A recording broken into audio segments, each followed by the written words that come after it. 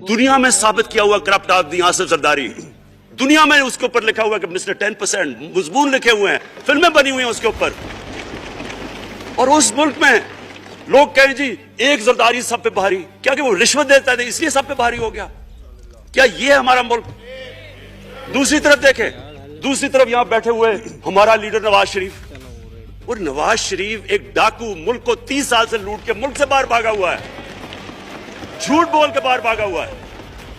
सारे मुल्क के सामने हमें कैबिनेट में हमने 6 घंटे में बताया जी उसको ये भी बीमारी है, उसको ये भी बीमारी है, उसको ये भी बीमारी है, वो शायद वो जहाज पे भी ना चढ़ सके, वो शायद मर जाएगा। शीरीन के आंसू आ गए कैबिनेट में, और शीरीन के आंसू आने आसान काम नहीं है स्पीकर साहब। तो हमने उसको वहां जैसे वो जहाज पे चढ़ा, जैसे वहां गया वो एकदम भी तब्दील, और आज वहां जाके तकरीरें कर रहा है, वहां बैठ के स्कीमें कर रहा है, वहां बैठ के प्लानिंग करके जी उसे इतना पैसा दो, उधर इधर पैसा खिलाओ।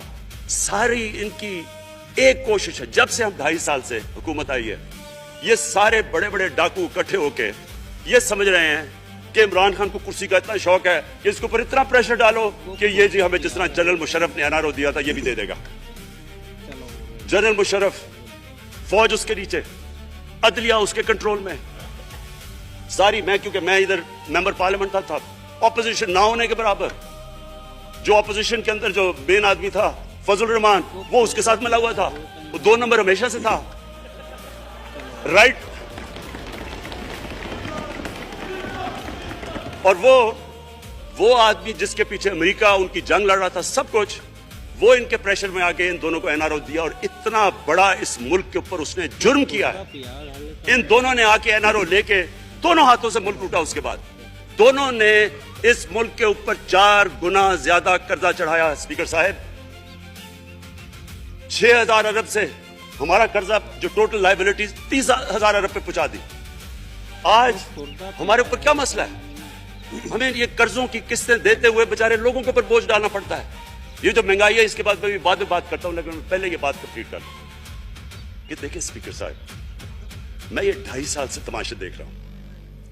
यहां पहले दिन प्राइम मिनिस्टर बन के प्राइम मिनिस्टर तकरीर करने जा रहा है, खड़े होकर तकरीर नहीं करने दी। क्यों तकरीर नहीं करने दी? क्योंकि उनको पहले दिन से डर था, कि पहले दिन से उनको डर था कि ये हमारे जो करप्शन के केसेस ये माफ नहीं करेगा। करप्शन के